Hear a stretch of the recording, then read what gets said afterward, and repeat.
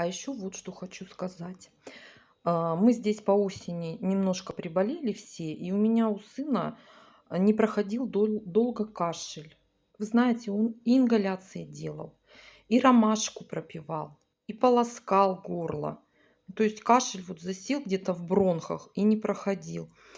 Я ему говорю: Дима, давай попробуем легкое дыхание, чай. Он еще так скептически отнесся к этому, но я все равно ему купила. И последнее, что он начал принимать, это вот такой чай.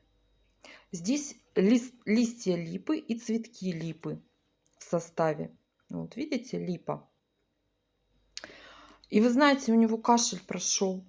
Вот это или совпадение, или это реально, что помог этот чай от кашля. Но отзывов очень много положительных, что он действительно помогает от сильного кашля. Еще очень хорошо помогает от кашля барага и амарант.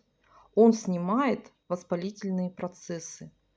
Хорошо помогает при аллергии. У него, и, как сказать, рекомендационный характер противоаллергический. А вообще помогает при воспалительных процессах в организме. Вот таких вот два простых продукта и так действенно помогают организму.